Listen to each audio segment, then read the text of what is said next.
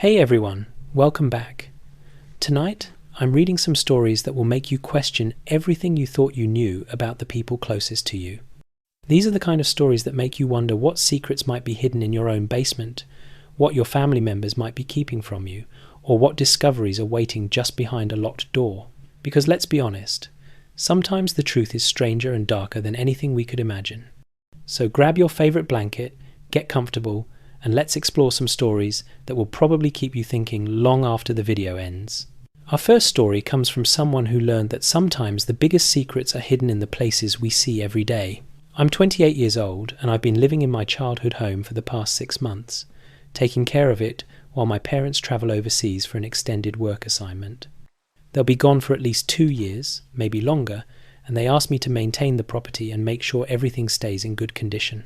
I thought it would be a nice change of pace from my cramped apartment downtown, and the house has plenty of space for me to work remotely. The house itself is pretty old, built sometime in the early 1950s, and it's got that classic mid-century architecture with wood panelling and original hardwood floors.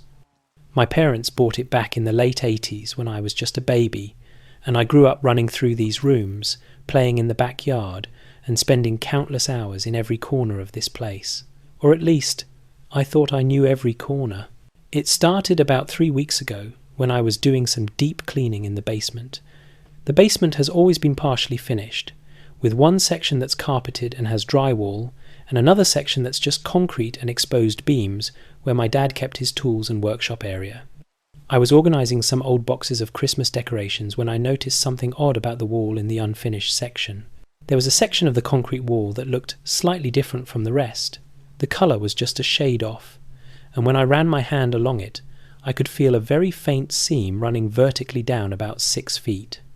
At first I thought maybe it was just a repair job from years ago, something my dad had patched up and never mentioned, but the more I looked at it, the more it bothered me.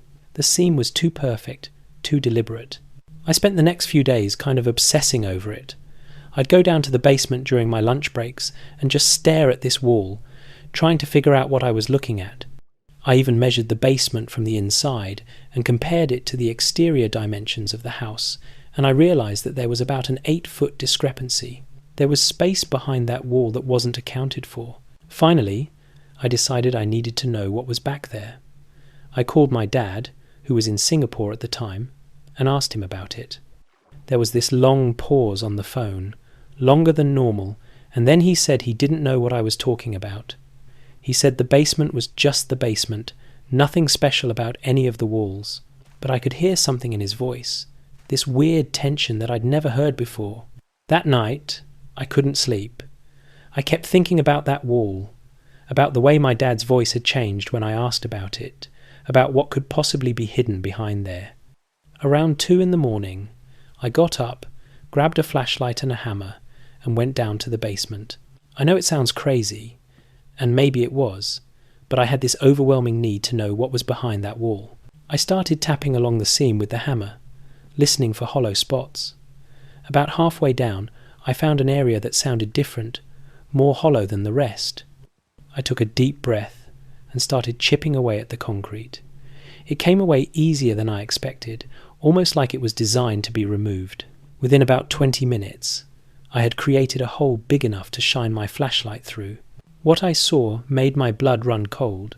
Behind the false wall was a small room, maybe 10 feet by 10 feet, with a low ceiling. The walls were concrete, and there was a single light bulb hanging from the ceiling, though it wasn't on. But what really got me was what was in the room.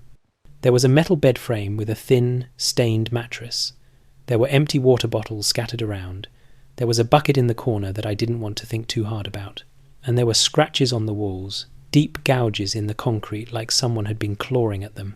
I stood there for probably 10 minutes, just shining my flashlight around this hidden room, trying to process what I was seeing.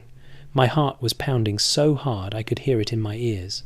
This wasn't just some forgotten storage space or a Cold War-era bomb shelter. This was a room that someone had used, and recently too, judging by the relatively new-looking water bottles. I immediately called the police.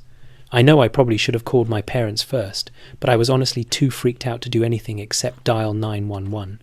2 officers showed up about 15 minutes later, and I showed them what I'd found. They were just as disturbed as I was. They called in some additional units, including someone from their detective division and a forensics team. Over the next several hours, they thoroughly documented and searched the hidden room. They found a few more disturbing things that I hadn't noticed in my initial shock. There were restraints attached to the bed frame. There were old food wrappers that suggested someone had been kept in there for an extended period. Most disturbingly, they found what appeared to be dried blood on the mattress and on some of the scratch marks on the walls. The detectives asked me a lot of questions about my family, about my parents' history, about whether I'd ever noticed anything strange growing up. I told them everything I could think of, but honestly, my childhood had been pretty normal. My parents were strict but loving. We took family vacations. They came to all my school events. There was nothing that would have suggested something like this. They asked if they could speak to my parents, and I gave them all the contact information. Within a few hours, my phone was blowing up.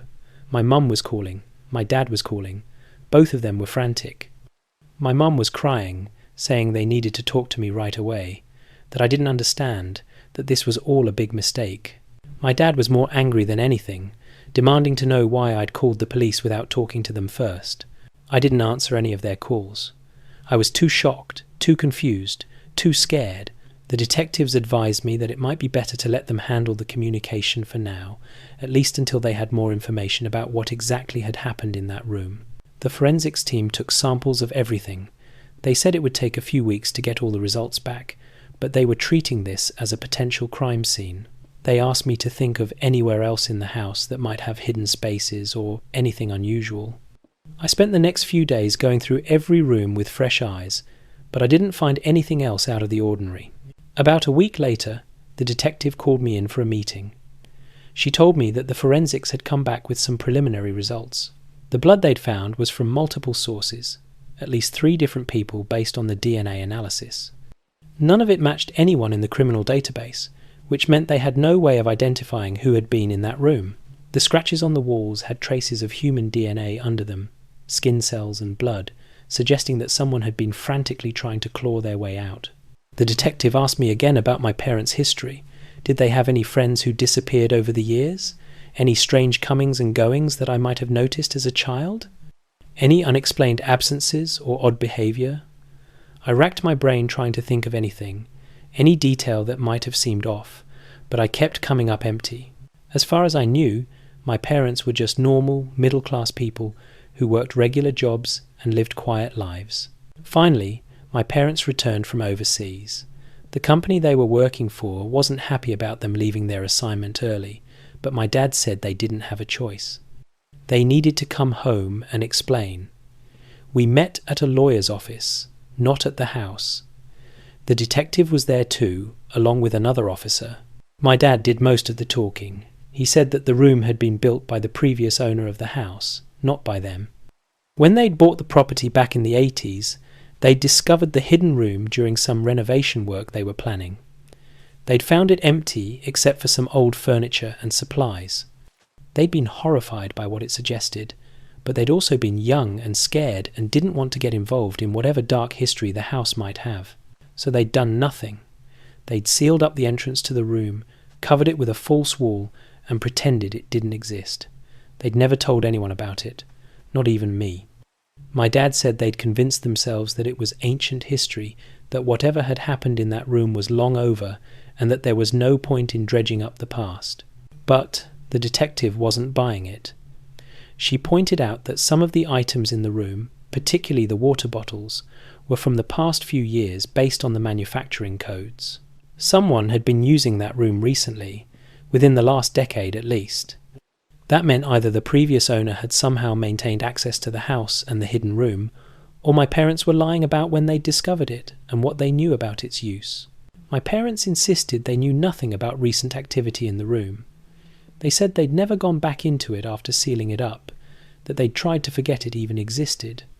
But the detective said that the forensic evidence suggested the room had been accessed multiple times over many years, and some of the access had to have happened while my parents owned the house. That's when my mum finally broke down.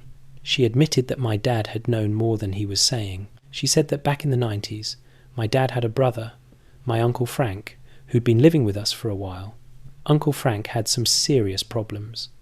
Drug addiction, mental health issues, trouble with the law. My parents had been trying to help him get his life together. My mom said she hadn't known about it at the time, but years later she discovered that my dad had shown Uncle Frank the hidden room. Not to use it for anything bad, my dad had claimed, but just as a place to hide his drug stash where I wouldn't accidentally find it as a curious kid. According to my mum, my dad had sworn to her that Uncle Frank had only used the room for that purpose, just as a hiding spot for his drugs and nothing else. But she'd always had her doubts. Uncle Frank had disappeared in the late 90s, supposedly moving out west to start over. No one in the family had heard from him since. The more my mum thought about it over the years, the more she wondered if there was more to the story. The detective asked where Uncle Frank was now. My mum said she honestly didn't know. He'd cut off all contact with the family, and they'd assumed he wanted nothing to do with them.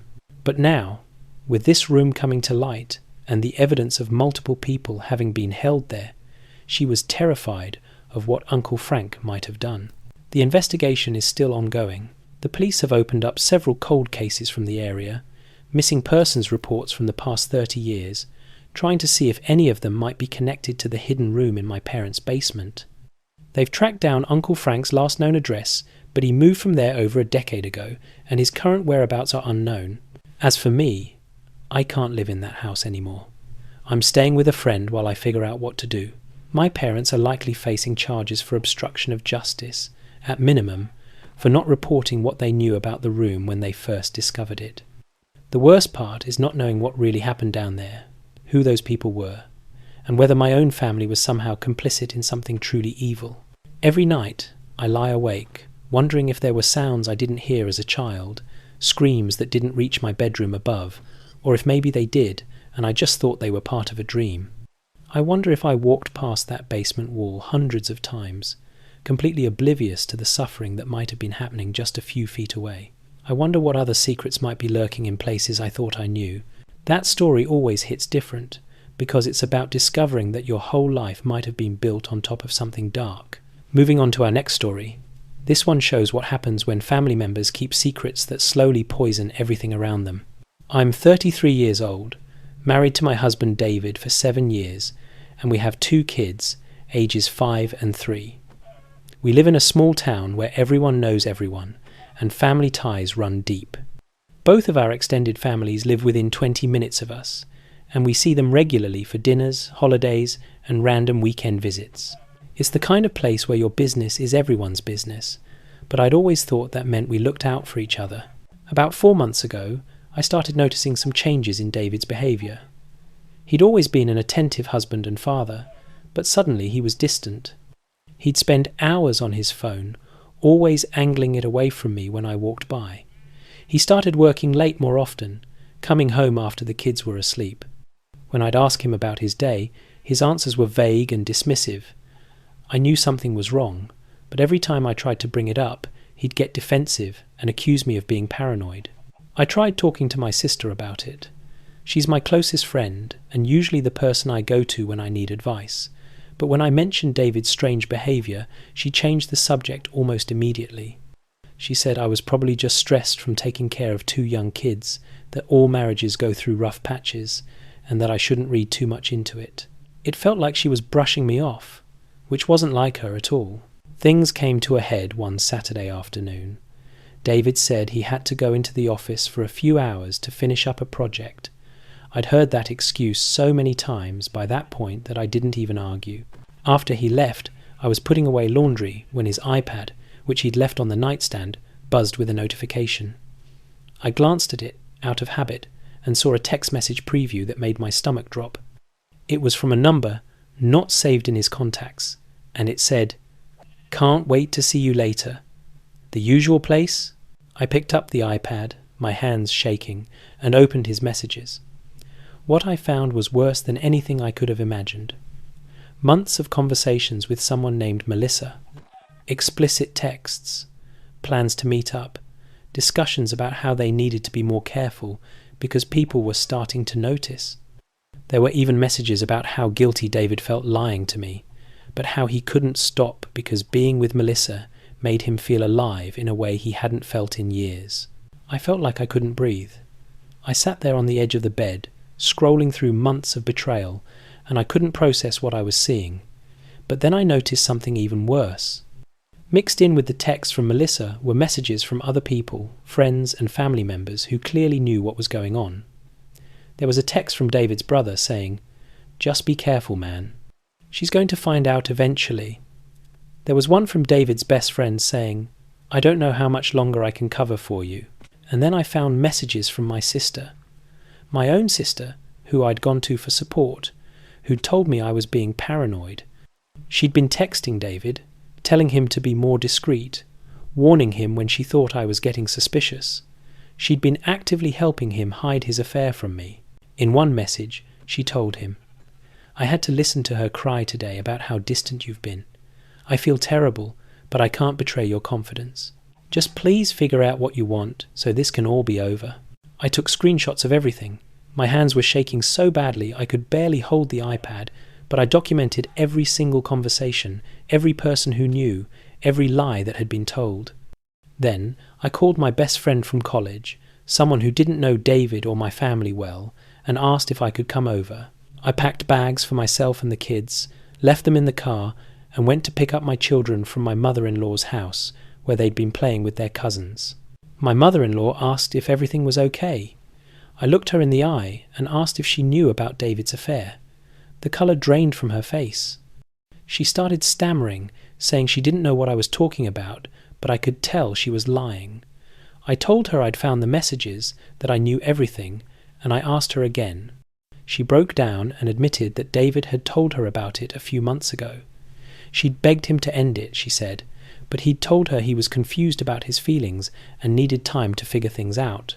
She'd kept his secret because she didn't want to destroy our family. I took my kids and left without another word.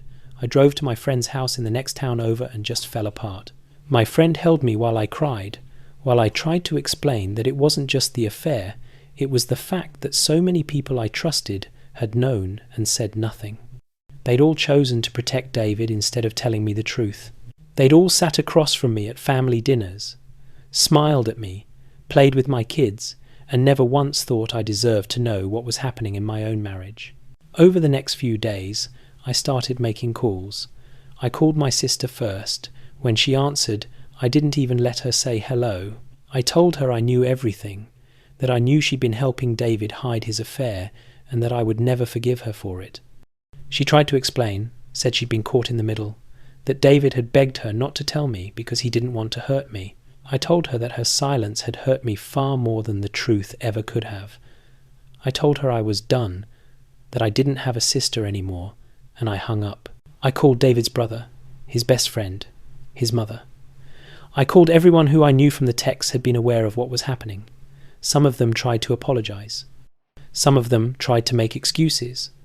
Some of them got defensive and said I was being too harsh, that they'd been trying to protect me or give David space to work through his feelings. I didn't care. I told each of them that they'd made their choice when they decided to keep his secret, and I was making mine by cutting them out of my life. David tried calling me hundreds of times. He showed up at my friend's house, begging to talk. When I finally agreed to speak to him, he admitted everything. He said he'd met Melissa at a work conference about 8 months ago. They'd started as friends, he claimed, but it had turned into something more. He said he'd been planning to tell me that he'd been trying to figure out how to end things with her and save our marriage, but he'd been scared and weak.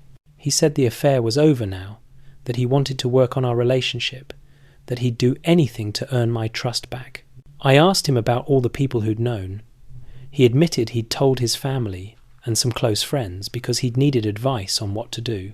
He said he'd asked them not to tell me because he wanted to be the one to come clean when the time was right. He said he never meant for it to become this big conspiracy of silence, but it had snowballed and he hadn't known how to stop it. I filed for divorce 2 weeks later. David is devastated, his family is trying to reach out to me constantly, and my own sister has been leaving me voicemail messages crying and begging me to talk to her. But I can't. Every time I think about forgiving any of them, I remember those months of being told I was paranoid, of being made to feel crazy for noticing that something was wrong. I remember all those family gatherings where I smiled and laughed with people who were actively lying to my face. The hardest part is explaining to my kids why we're not living at home anymore, why we don't see Grandma and Aunt Sarah anymore. They're too young to understand the real reason, so I just tell them that sometimes grown-ups need space to figure things out, but inside, I'm furious. I'm furious that David's selfishness destroyed not just our marriage, but my relationships with so many people I thought I could trust. I'm furious that so many people chose his comfort over my right to know the truth. My friend keeps telling me that eventually I'll want to rebuild some of these relationships, that family is important and people make mistakes. But I don't know if I can ever get past this. It's not just about the affair. It's about the fact that an entire community of people I loved decided that protecting David's secret was more important than protecting me. They all made a choice, and I have to live with the consequences of their choice every single day. Sometimes at night, after I've put the kids to bed, I sit alone and wonder how many other secrets people are keeping from me. I wonder if there are other things I don't know, other lies I've been told, other times when people I trusted chose someone else over me. I don't know if I'll ever be able to trust anyone fully again. Maybe that's the real tragedy of what happened. David didn't just destroy our marriage. He destroyed my ability to believe that the people who claim to love me will tell me the truth. That kind of betrayal, when it comes from multiple directions at once, changes something fundamental in a person. Let's move to a story about someone who discovered that sometimes revenge is a dish best served cold, and justice has a way of finding those who deserve it. I'm 41 years old now, but this story goes back about 15 years to when I was in my mid-20s. At that time, I was working as a junior accountant at a mid-sized firm in the city. I was fresh out of college, eager to prove myself, and willing to work long hours to climb the corporate ladder. I reported directly to a senior accountant named Richard, who was well liked in the company and had a reputation for being a great mentor to young employees. For the first few months, everything seemed perfect. Richard was friendly and supportive, always offering advice and helping me understand the more complex aspects of the job. He'd invite me to lunch with clients, include me in important meetings, and generally made me feel like I was learning from the best. I thought I'd lucked out with such an attentive supervisor. But gradually, things started to change. Richard began taking credit for my work. At first it was subtle. He'd present analyses I'd done to senior management without mentioning my contribution. Then it became more blatant. He'd have me prepare entire reports and presentations, then present them as his own original work. When I tried to speak up about it, he'd laugh it off and say that's how things worked, that I was part of his team and therefore my work was his work to present. It got worse from there. Richard started undermining me in meetings, pointing out minor errors in my work while ignoring the larger picture. He'd give me impossible deadlines and then express disappointment when I couldn't meet them. He'd make comments about my appearance, my work ethic, my intelligence, always couched as jokes or constructive criticism, but clearly designed to chip away at my confidence. The worst part was that he was so well respected in the company that no one believed me when I tried to explain what was happening. I went to HR once, and the representative basically told me I was lucky to be learning from someone like Richard, that his management style was demanding but effective, and that I needed to toughen up if I wanted to make it in this industry. I felt completely trapped. I needed the job, but working under Richard was making me miserable. Then I discovered something that changed everything. I was working late one Friday night, trying to finish a project that Richard had dumped on me that afternoon with a Monday morning deadline. I needed access to some files on Richard's computer, and he'd told me his password in case I needed anything while he was gone for the weekend. When I logged into his computer, I accidentally opened his email instead of the shared drive I was looking for. What I saw made my heart race. There was an email thread between Richard and a colleague at another firm. They were discussing a client account that I knew was one of Richard's biggest responsibilities. But the emails weren't about legitimate business. They were discussing how they were skimming money from the client's account through some creative accounting maneuvers. It was fraud, plain and simple. And based on the email timestamps, they'd been doing it for at least 2 years. I sat there, staring at the screen, my mind racing. This was huge. This could destroy Richard's career, potentially send him to prison. This was also my chance to get out from under his abuse, to finally expose him for what he really was. But I also knew that if I went public with this information immediately, there was a chance he'd find a way to destroy the evidence or spin the story to make me look like I was lying or misunderstood what I'd seen. So I did something that probably wasn't entirely legal, but I was beyond caring at that point. I forwarded the emails to my personal email account. Then I spent the next several hours going through Richard's files, looking for any other evidence of what he'd been doing.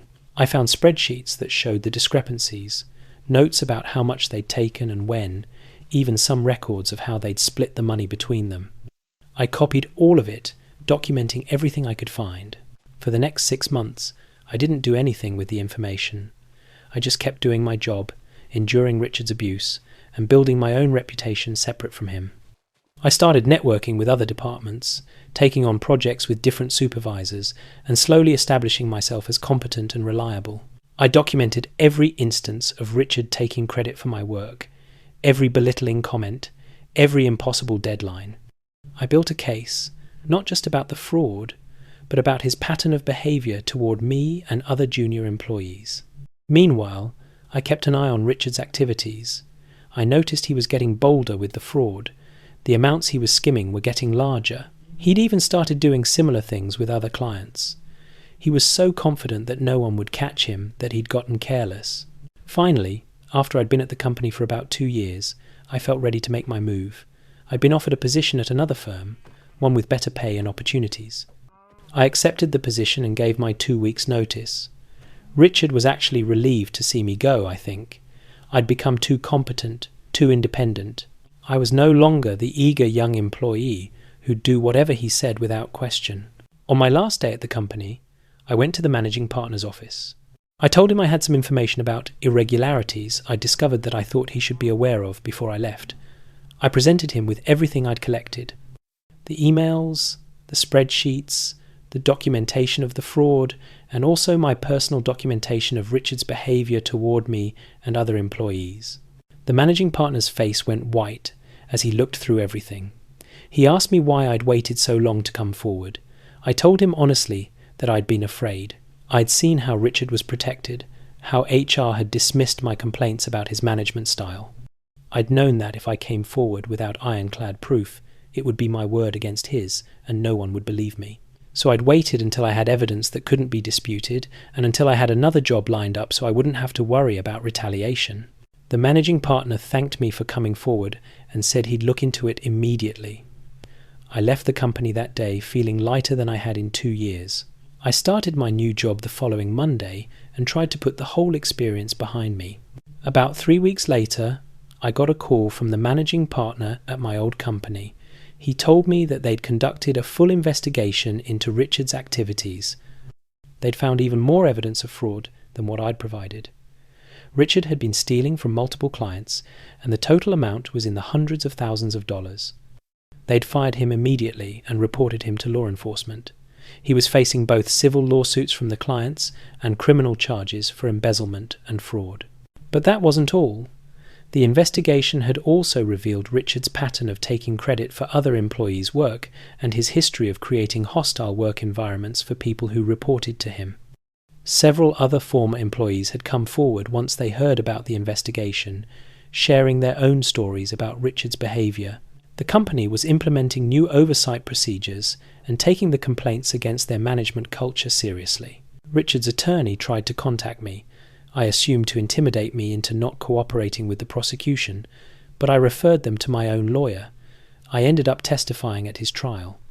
It was satisfying in a way I never could have imagined, to sit there and calmly lay out everything he'd done, knowing he couldn't talk his way out of it this time, knowing that every charming smile and confident deflection he'd used to manipulate people for years wouldn't work anymore. He was convicted on multiple counts of fraud and embezzlement. He was sentenced to 6 years in prison and ordered to pay back everything he'd stolen, plus additional fines and penalties. His CPA license was revoked. His reputation in the industry was completely destroyed. I'd be lying if I said I didn't feel a sense of satisfaction watching his entire life crumble. This was someone who'd made my life hell for 2 years, who'd stolen my work, undermined my confidence, and made me question my own competence. This was someone who'd committed serious crimes and hurt not just me, but the clients whose money he'd stolen. And finally, after years of getting away with it, he was facing real consequences. People sometimes ask me if I feel guilty about how long I waited to report him, if more people could have been hurt because I didn't come forward immediately. The truth is, yes, sometimes I wonder about that. But I also know that if I'd gone to the managing partner after just a few months, without the level of documentation I eventually gathered, Richard would probably have talked his way out of it. He would have destroyed me in the process, and he would have continued his behaviour for years longer. The way I did it, I made sure that when I finally made my move, it was devastating and complete. There was no way for him to worm out of it, no way for people to dismiss the evidence or claim I'd misunderstood something. I took my time, I built an airtight case, and when I finally struck, it was fatal to his career and his freedom. Sometimes justice takes time. Sometimes you have to be patient and strategic. The people who hurt you might seem untouchable. They might seem like they're always going to get away with their behaviour.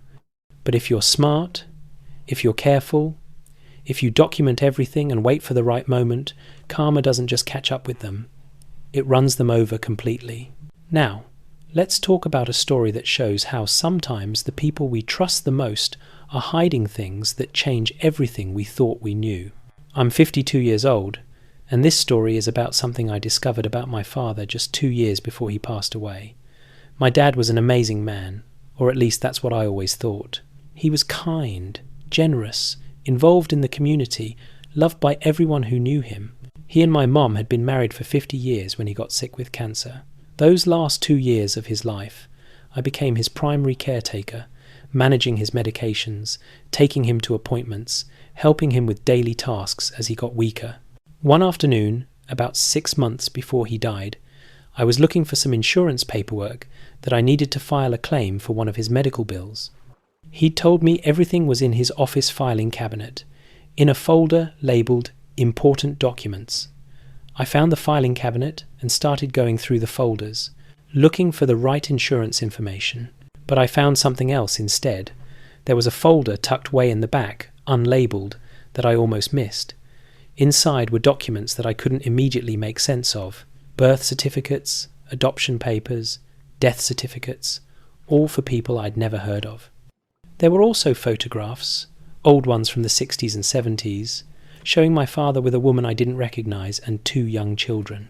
I sat there on the floor of his office, trying to piece together what I was looking at. The birth certificates listed my father as the father of these 2 children, a boy and a girl born in the mid-60s. The adoption papers showed that they'd been adopted by another family when they were still very young. The death certificate was for the woman in the photographs, and it showed she'd died in a car accident in 1973. My father had had another family before my mother. He'd had 2 children who I'd never known existed, children who'd been adopted out after their mother died. And he'd never told me, never told my siblings, as far as I knew, never told anyone. I confronted him that evening. I walked into his bedroom where he was resting, and I put the folder on his lap. I didn't say anything at first, just looked at him, waiting for an explanation. He looked down at the folder, then back up at me, and I saw something in his eyes I'd never seen before. Shame, maybe, or fear, or just bone-deep exhaustion. He told me the story slowly, pausing often because he got tired easily by that point. He'd met Maria when he was 19 years old, just out of high school. They'd fallen in love, gotten married quickly, had 2 babies before they were even 22. My dad had been working at a factory, trying to support his young family, but it was hard. They struggled with money constantly. Maria had been dealing with severe depression, though they didn't really understand mental health issues back then the way we do now. One night, when my dad was working the late shift, Maria had loaded the kids into the car to drive to her mother's house. She'd been having a particularly bad day, and she'd wanted help with the children. But she'd never made it to her mother's. Another driver had run a red light and hit her car on the passenger side. Maria had been killed instantly. The children, who'd been in the back seat, had survived, but both had serious injuries. My dad's son had broken his back and would have permanent mobility issues. His daughter had suffered a traumatic brain injury that would affect her development. My dad was 23 years old, suddenly a widower with 2 severely injured children, working a factory job that barely paid enough for rent and food, with no idea how to care for kids with significant medical needs. He'd struggled for about 6 months, trying to make it work, but he'd been drowning. The kids needed constant care he couldn't afford. He couldn't work enough hours to pay for their medical expenses because he had to take care of them. He couldn't take care of them properly because he had to work. Finally, he'd made the decision to put them up for adoption. He'd found a family who specialized in caring for children with special needs, people who had the resources and the knowledge to give his kids the life he couldn't provide.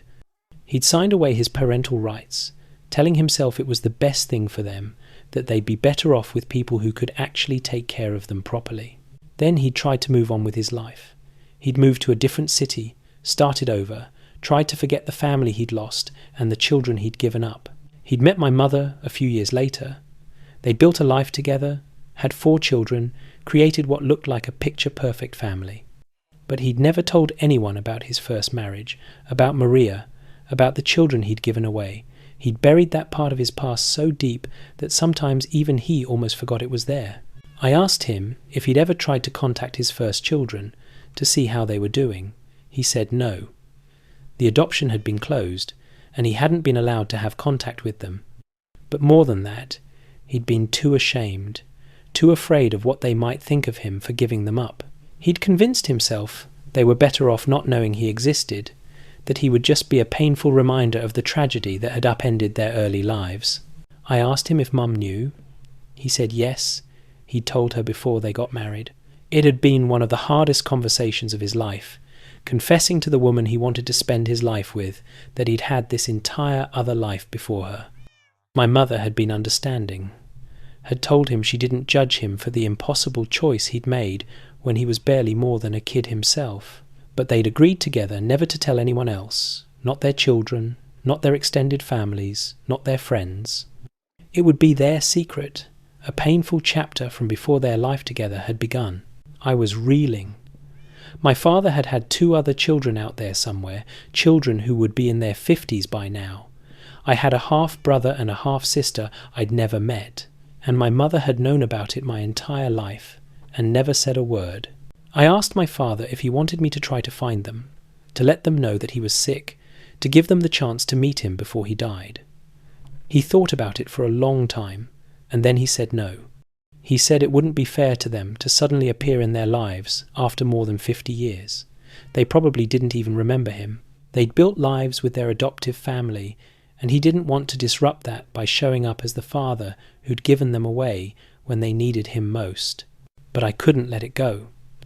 Over the next few weeks, I did some research. With the information from the documents I'd found, I was able to track down the adoption agency that had placed the children. It took some time and some persistent phone calls, but I eventually found a way to send a letter through the agency, letting my half-siblings know that their biological father was terminally ill and that if they wanted to make contact, they could do so through me.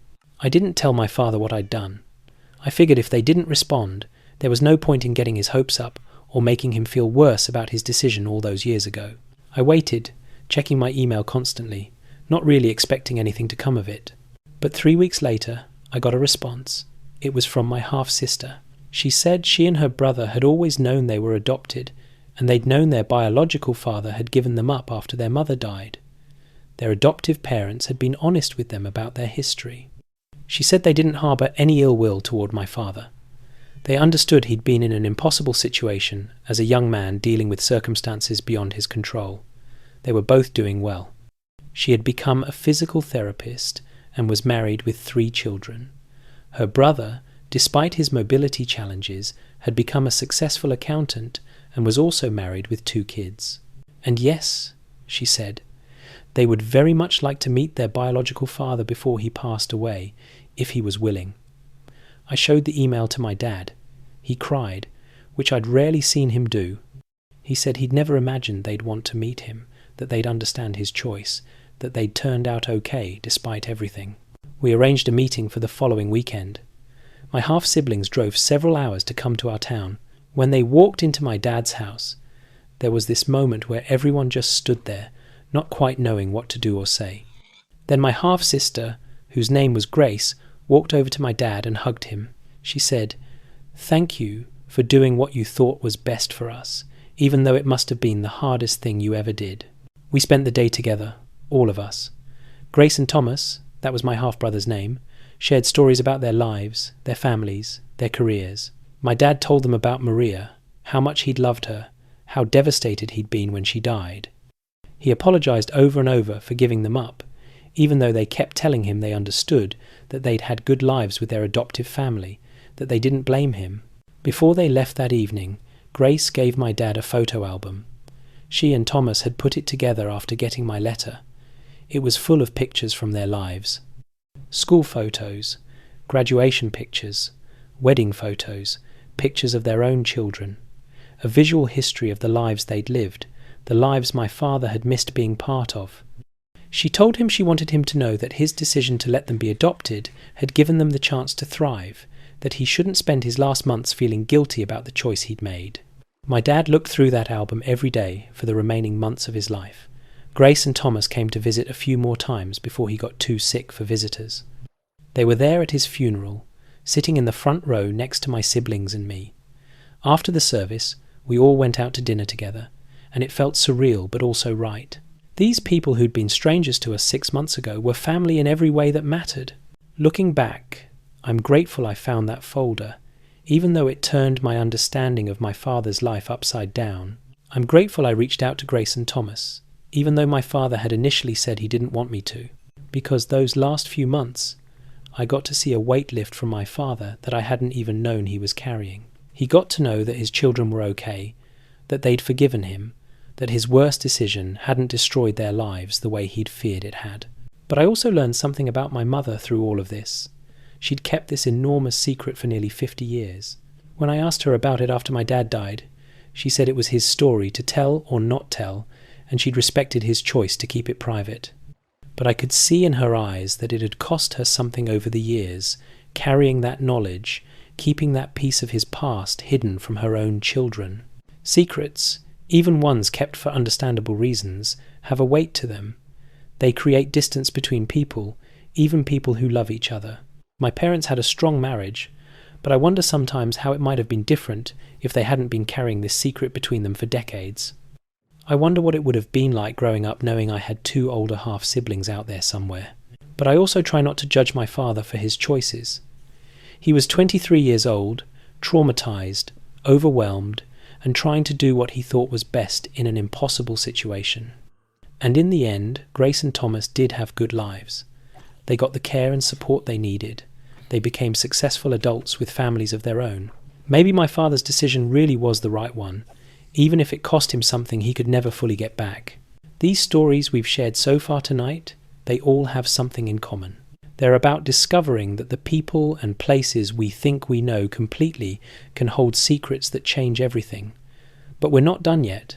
There are more stories to tell, more secrets to uncover, more truths that need to be spoken into the quiet darkness.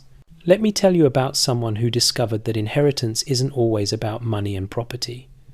Sometimes what gets passed down through families is much darker than anyone wants to acknowledge. I'm 36 years old, and I never knew my grandfather. He died when my mother was just 16, long before I was born. My mum rarely talked about him, and when she did, her descriptions were always vague and uncomfortable. He was strict, she'd say.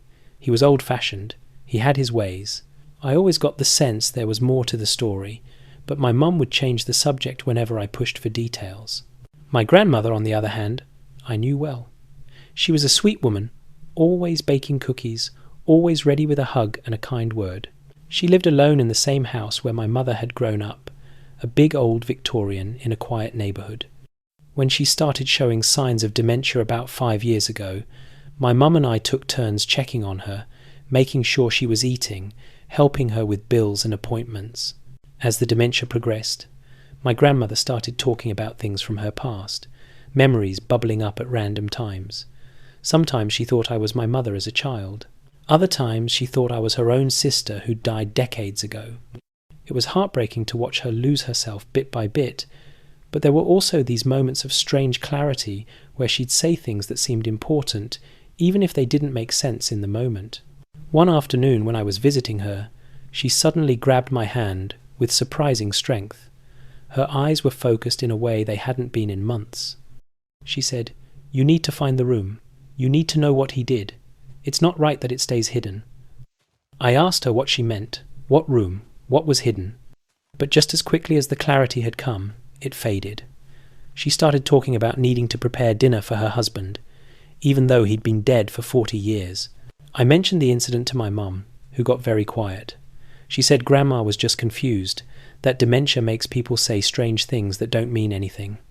But I could tell there was something my mum wasn't telling me.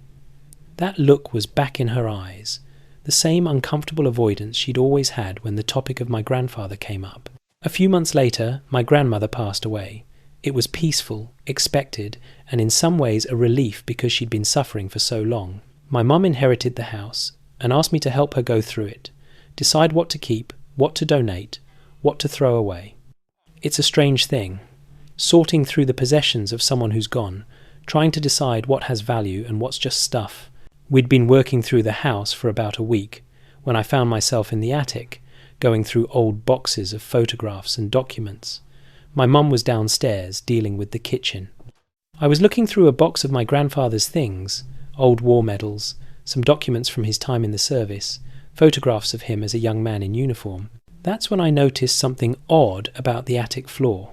There was a section of the boards that didn't quite line up with the rest, a rectangular area about 3 feet by 4 feet that looked like it had been cut and replaced at some point. I pulled up one of the loose boards and found that there was a hidden compartment underneath, just big enough for a person to crawl into. I called down to my mom, told her I'd found something strange in the attic. I heard her footsteps on the stairs, faster than usual. When she reached the attic and saw what I'd uncovered, her face went completely white. She said we needed to close it back up, that we shouldn't be messing with things we didn't understand.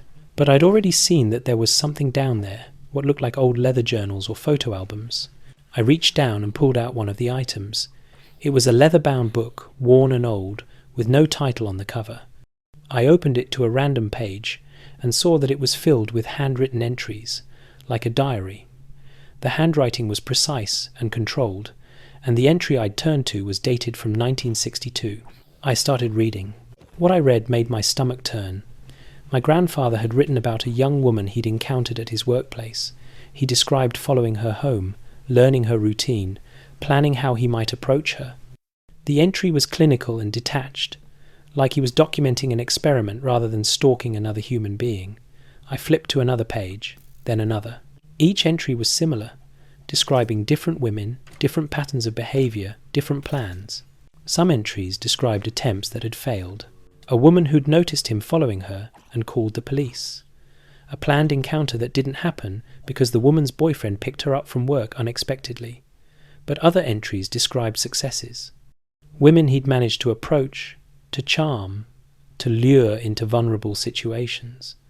The details were explicit and disturbing, describing acts of violence and assault in the same clinical, detached tone. My mum had sunk to the floor of the attic, her head in her hands.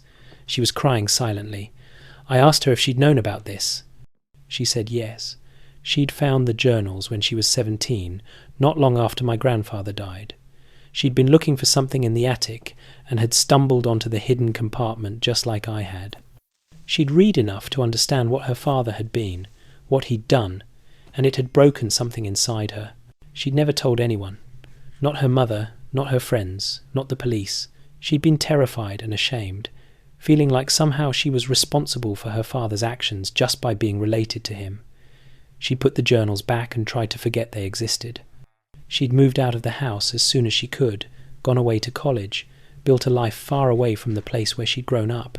She'd thought that maybe if she never acknowledged what she'd found, it would be like it never happened. But it had happened. According to the journals, there were at least a dozen different women my grandfather had assaulted over a span of about 15 years. Some of the entries included enough details that we could probably identify the victims if we tried. Names of places, descriptions of the women, dates when things had occurred. This wasn't just a dark family secret. This was evidence of serious crimes. Crimes that had gone unpunished because no one had ever known to connect them to my grandfather. I asked my mum what she wanted to do. Part of me wanted to take the journals straight to the police, to finally bring some measure of justice for these women, even if it was 40 or 50 years too late. But my mom begged me not to. She said, what good would it do now? My grandfather was dead. The victims, if they were even still alive, would just be traumatized all over again by having these old wounds reopened, and our family would be destroyed by the revelation of what he'd been. We argued about it for hours. My mum said I didn't understand how it felt to learn that the man who raised you, who tucked you in at night and taught you to ride a bike, was capable of such evil. She said she'd spent years in therapy trying to reconcile the father she remembered with the monster in those journals. She'd made peace with it by telling herself that his death had ended his ability to hurt anyone else, and that dredging it all up again would only cause more pain. I understood her perspective, but I couldn't stop thinking about those women. They deserved to know that someone believed them, that what happened to them was documented, that they weren't crazy or mistaken or making things up like they might have been told at the time. Some of them had probably spent their entire lives carrying the trauma of what my grandfather had done, never getting justice, never getting closure. In the end, we reached a compromise. We wouldn't go to the police directly, but we would contact a victims advocacy organisation and ask them what they thought we should do. We'd let people with expertise in this area guide us through the decision. We made copies of several of the journals, locked the originals in a safe deposit box, and reached out to an organisation that specialised in helping survivors of sexual assault. The advocate we spoke with was incredibly compassionate. She said this was a more common situation than people might think.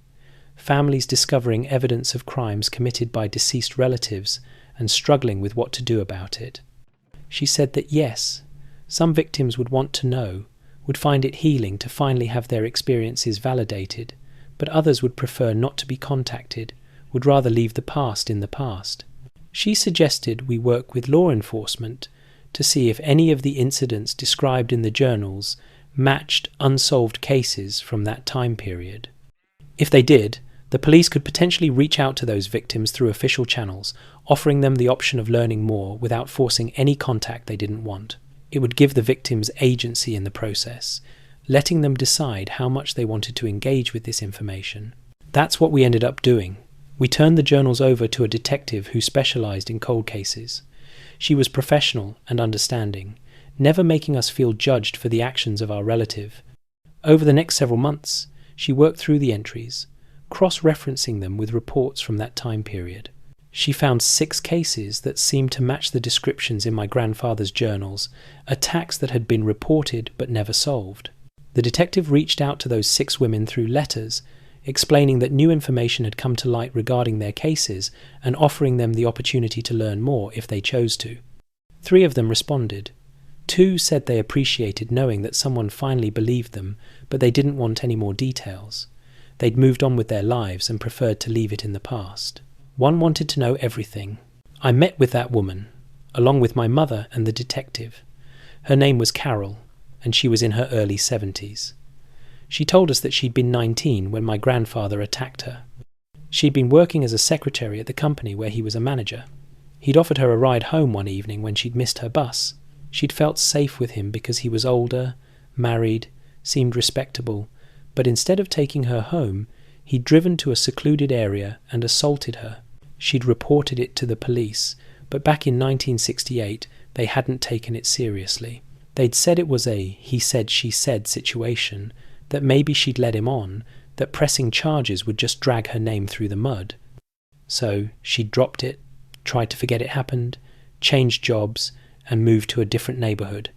But it had affected her entire life.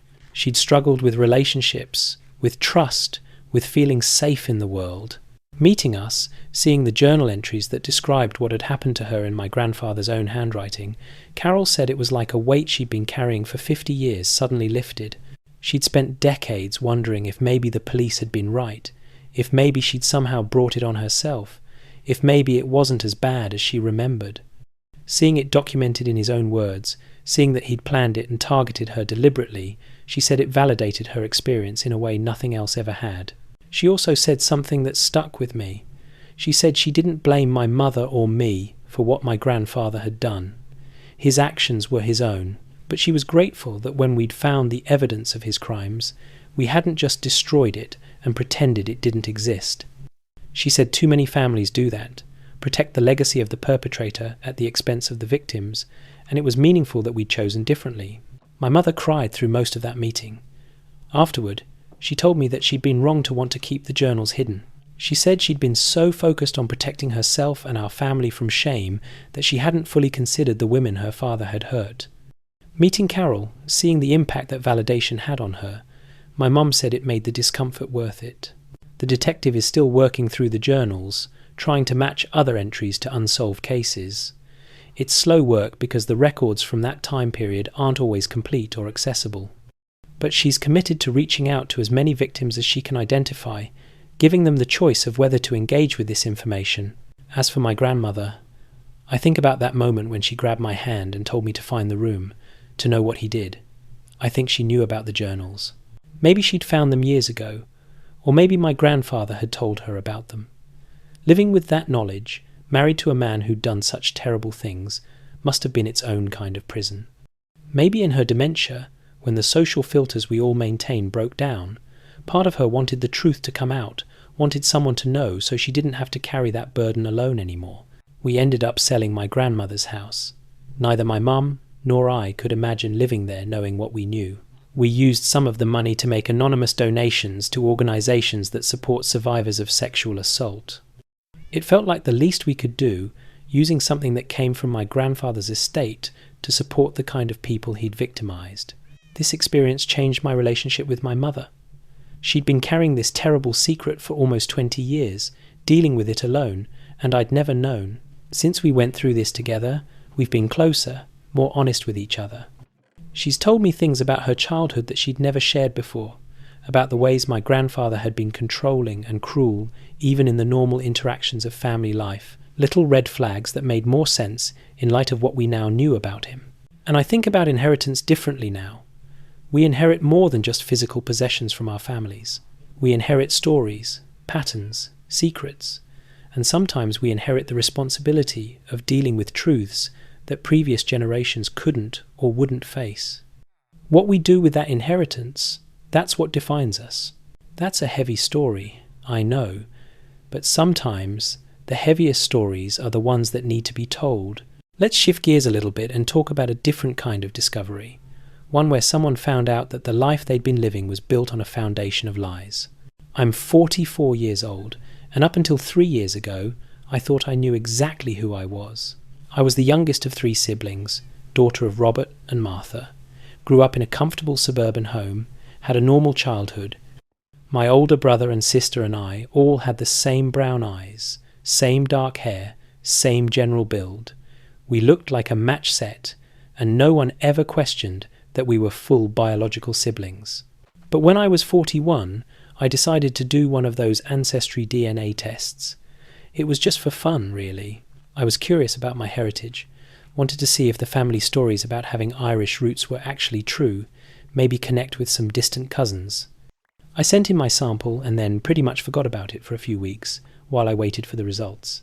When the results came back, the ethnicity breakdown was interesting but not surprising. Yes, I was significantly Irish, along with some English and Scottish. But what caught my attention was the DNA relative matches. The test had found several people who shared significant amounts of DNA with me, people who should have been close relatives based on the percentages, but I didn't recognize any of the names. The closest match was listed as a first cousin, someone who shared about 12.5% of my DNA. Her name was Jennifer, and according to her profile, she lived about 300 miles away from me. I messaged her through the platform, introducing myself and asking if she knew how we might be related. She wrote back within a day, and her message confused me even more. Jennifer said she'd been excited to see my results pop up because she'd been looking for relatives on her father's side. Her parents had divorced when she was young, and her father had moved away and lost touch with the family. She'd done the DNA test, hoping to find her father or at least some of his relatives. Based on our DNA match, she said, we should share a grandparent, which would make one of my parents a sibling to one of her parents. I looked at her family tree and saw that her father's name was Michael, and his parents were listed as James and Susan. I didn't recognize those names at all. They weren't my grandparents. My father's parents were Robert and Helen, both deceased. My mother's parents were Thomas and Anne, also both deceased. There was no James or Susan anywhere in my family tree. I started doing more research, looking at other DNA matches, trying to figure out what was going on. The more I looked, the more nothing made sense. I wasn't matching with any of the relatives I should have been matching with. No cousins from my dad's side that I knew, none from my mum's side. But I was matching with a whole bunch of people I'd never heard of, all of whom seemed to be related through this mysterious James and Susan. Finally, I went to my mother. I showed her the DNA results and asked her to help me understand what I was seeing. She looked at the screen for a long time, not saying anything. Then she closed the laptop and said we needed to talk and that my father needed to be part of the conversation. That night, my parents sat me down and told me something that shattered my understanding of my own life. I wasn't their biological daughter. They'd adopted me when I was 3 days old through a private adoption. My biological mother had been a young woman who wasn't ready to be a parent, and she'd wanted her baby to go to a family who could provide a stable home. My parents had been trying to have children for years without success, and when the opportunity to adopt me came up, they jumped at it. But here's the thing that made it complicated. When they adopted me, my older siblings were already 6 and 8 years old. My parents had made the decision not to tell anyone, including me, that I was adopted. They'd wanted me to feel like a full and equal member of the family, and they'd worried that if people knew I was adopted, I'd be treated differently or feel different. So they'd told everyone, including extended family and friends, that my mother had gotten pregnant naturally after years of trying. They'd moved to a new city when my mother was supposedly pregnant, and when they came back with a baby, everyone just accepted it. They'd planned to tell me eventually, they said. But as years went by and I grew up thinking I was their biological child, it became harder and harder to find the right moment. When should they tell me? When I was 10? 15? When I got engaged? They'd kept putting it off, and eventually they'd convinced themselves that it was better if I never knew. After all, they loved me just as much as their biological children. I was their daughter in every way that mattered. Why complicate things with a truth that would only upset me? I couldn't process what they were telling me. Everything I'd believed about myself, my identity, my genetic heritage, it was all wrong. I wasn't who I thought I was. And not only had my parents lied to me my entire life, but they'd also gotten my siblings, their families, and everyone else in our extended circle to maintain this lie. I asked about my biological parents. My mother said all she knew was that my biological mother had been young, maybe 19 or 20, and that the adoption had been arranged through a lawyer rather than an agency. They didn't have any information about my biological father. The adoption had been closed, meaning there was supposed to be no contact or exchange of information between the biological family and the adoptive family. I asked if my brother and sister knew. My parents said yes. They'd had to tell them at the time so they wouldn't accidentally reveal the truth as children. My siblings had known my entire life that I was adopted, and they'd never told me. They'd kept this secret, watching me go through life believing a false narrative about my own origins. I felt betrayed on a level I'd never experienced before. It wasn't just that my parents had lied, it was that my entire family had been in on it, colluding to keep me in the dark about my own identity. How many times had I sat around the dinner table talking about family resemblances, inherited traits, genetic health risks, completely oblivious to the fact that none of it applied to me the way I thought it did. I contacted Jennifer, my DNA match, who I now understood was actually my first cousin. Through her, I was able to piece together information about my biological family. My biological father, it turned out, was Michael, Jennifer's father. Michael had been 17 when I was conceived, and my biological mother had been 18.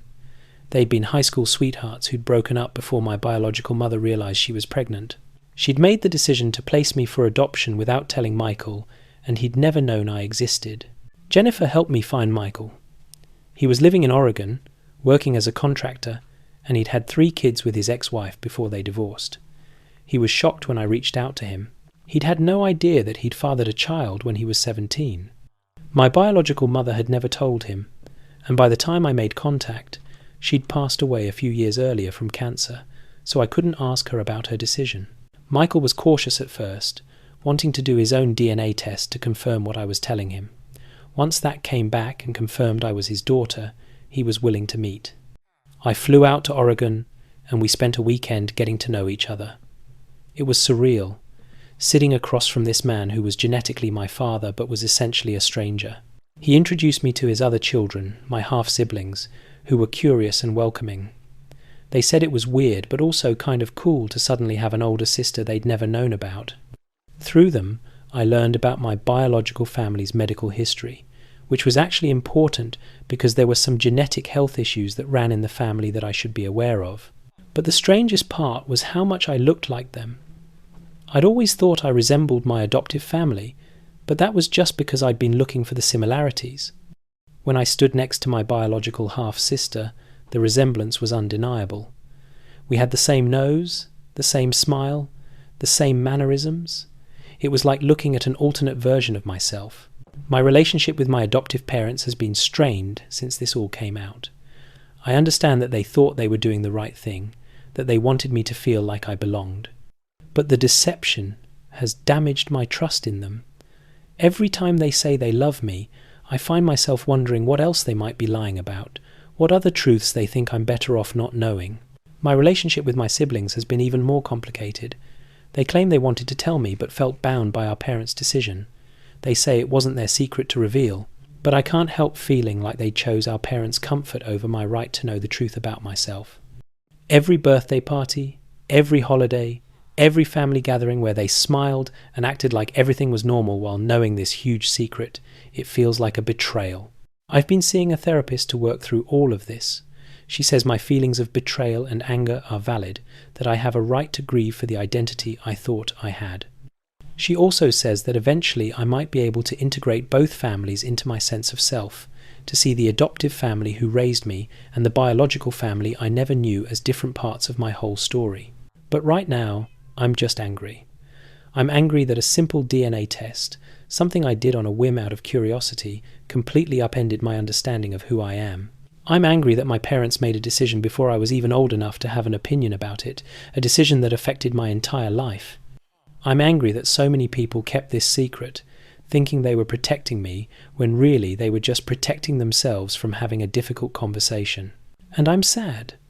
I'm sad for all the years I spent not knowing my biological father, not having the opportunity to connect with that side of my heritage. I'm sad that my biological mother is gone, and I'll never get to ask her about her decision, or thank her for choosing life for me, even in difficult circumstances. I'm sad that my sense of family, of belonging, has been fractured in a way that might never fully heal. The DNA test company markets their product as a fun way to learn about your roots and connect with relatives. They don't prepare you for the possibility that your results might reveal that your entire life has been based on a lie.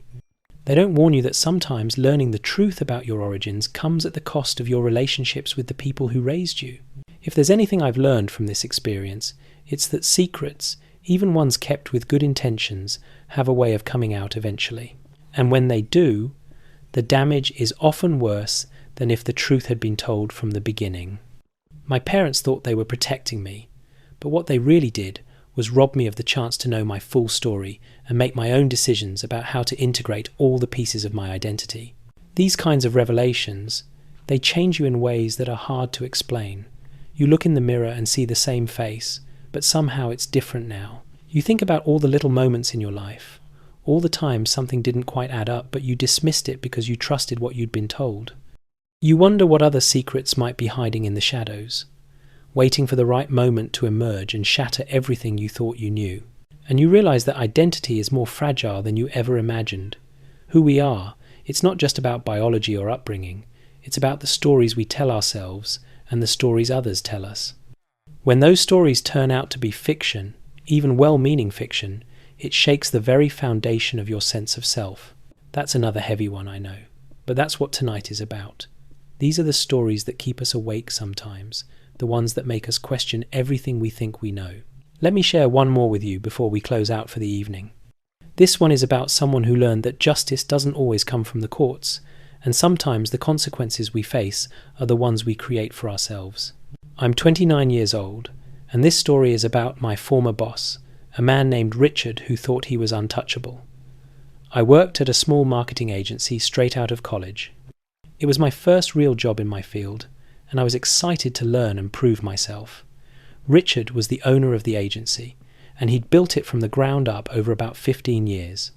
He had a reputation in the industry for being brilliant but difficult, the kind of person who could create amazing campaigns, but who also burned through employees quickly. For the first few months, I thought Richard was just demanding. He expected perfection, worked long hours himself, and didn't tolerate mistakes. It was stressful, but I figured that's how you learned, by being pushed beyond your comfort zone. I wanted to succeed, so I worked hard, stayed late, took on extra projects, and tried to anticipate what he'd need before he asked for it. But gradually, I started to notice that Richard treated people differently. If you were young, attractive, and female, he had a particular management style that made me uncomfortable. He'd stand too close when talking to you. He'd make comments about your appearance, how you look nice in that dress, how you should wear your hair down more often. He'd touch your shoulder or your arm during conversations, casual touches that lasted just a beat too long. Other employees, the ones who'd been there longer, seemed to accept this as just the way Richard was.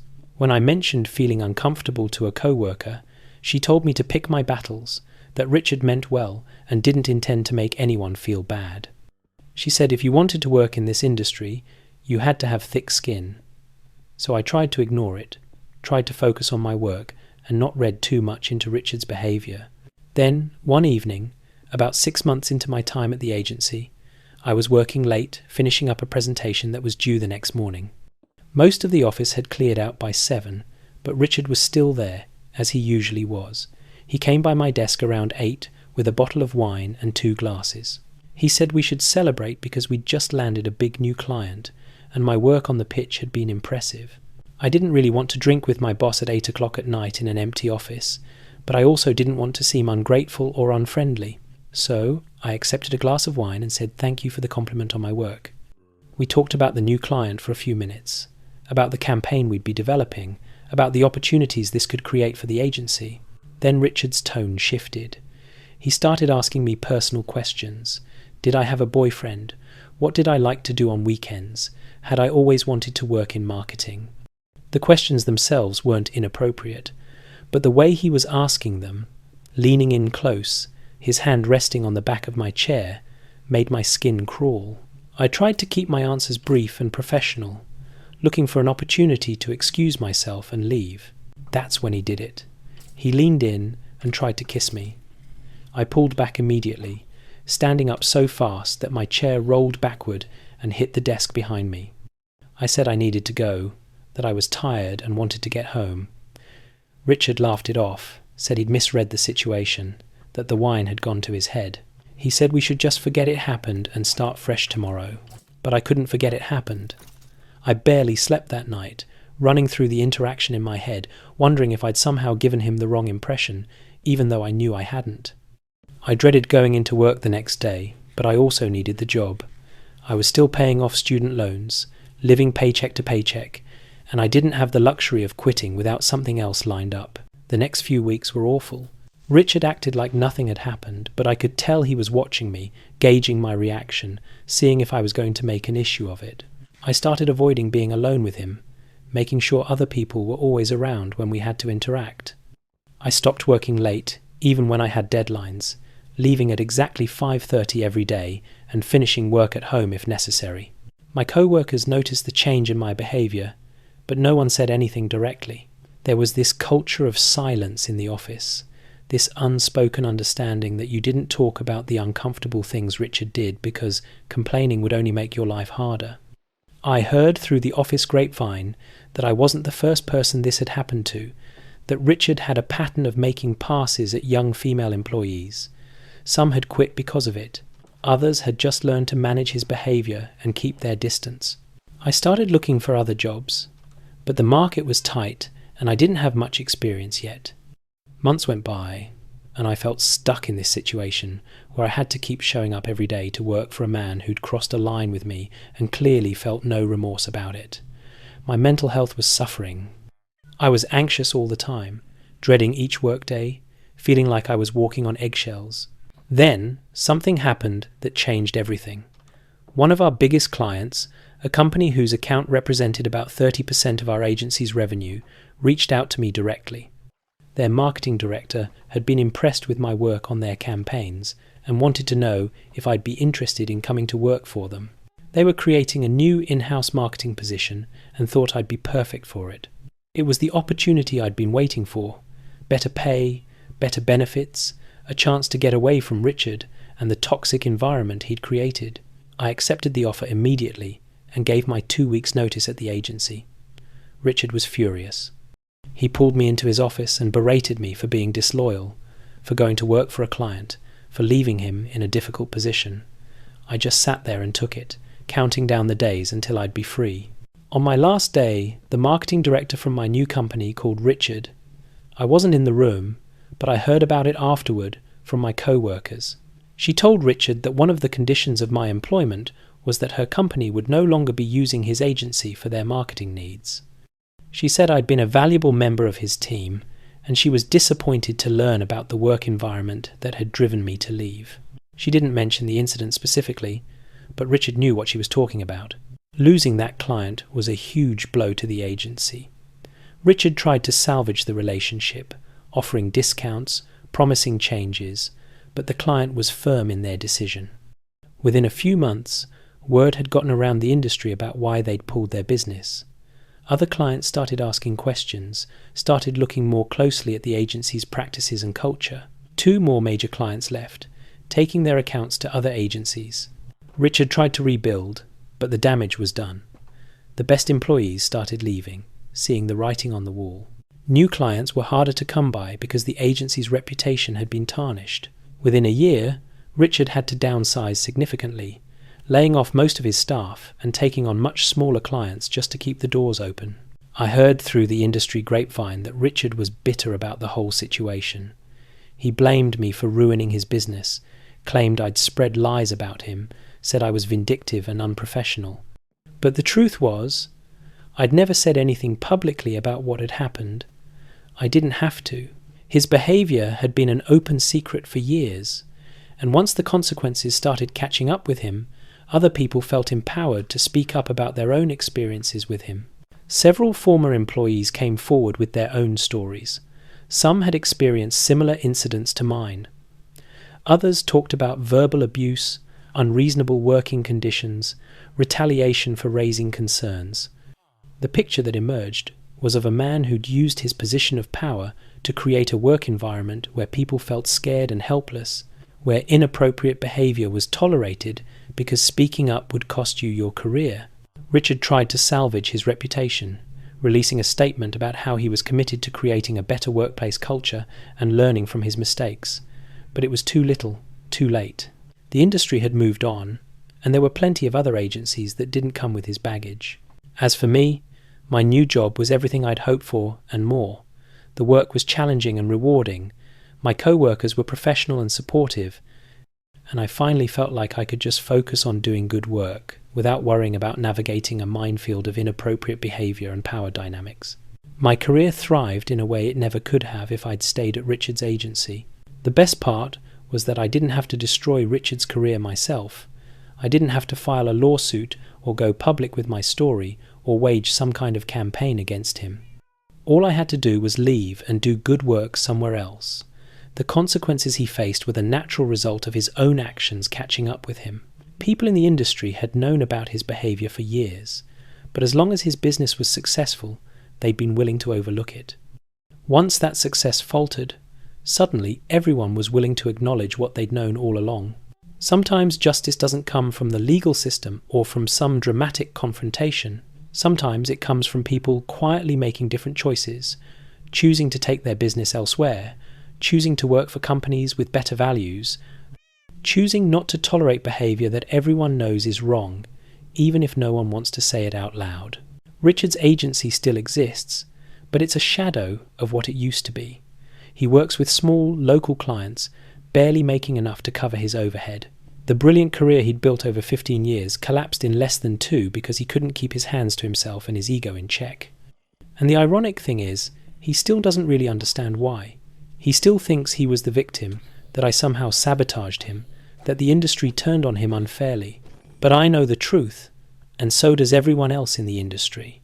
Richard destroyed his own business by creating an environment where talented people couldn't thrive, where inappropriate behaviour was normalised, where speaking up about problems was more dangerous than enduring them. The moment I left and took a client with me, it was like pulling one card from the bottom of a house of cards. Everything else just collapsed on its own. I think about that sometimes, how satisfying it was to watch karma catch up with someone who'd made my life miserable. I didn't have to do anything except focus on my own career and my own success. The revenge, if you can call it that, wasn't something I actively pursued. It was just the natural consequence of Richard's actions finally catching up with him in a way he couldn't talk or charm his way out of. And you know what? That's the best kind of justice. The kind where you don't have to carry the burden of being vindictive or vengeful. The kind where you just move forward with your life and trust that people who behave badly will eventually face the consequences of their behaviour. Not always, and not always as quickly as we'd like, but more often than you might think. These stories we've shared tonight, they all have something in common. They're about discovering that the people and places we think we know completely can hold secrets that change everything. The father with a hidden past, the spouse whose betrayal involves an entire community, the respected colleague who's actually a criminal, the house that holds evidence of something dark, the family that built itself on a lie, the boss whose behaviour finally caught up with him. It makes you wonder, doesn't it? What secrets might be lurking in your own life, in your own family history, in the places you think you know so well? Sometimes ignorance really is bliss. Sometimes there are things hidden in basements, locked away in filing cabinets, or buried in people's pasts that maybe we're better off not knowing. But other times, finding those secrets, exposing those lies, bringing those hidden things into the light is the only way to heal, the only way to move forward, the only way to find justice or peace or understanding. Sometimes the truth hurts, but the lies hurt more in the end. Sometimes you need to know, even when knowing changes everything. And sometimes the truth sets you free in ways you never expected. It gives you permission to stop carrying secrets that were never yours to carry. It helps you understand why certain things never quite made sense.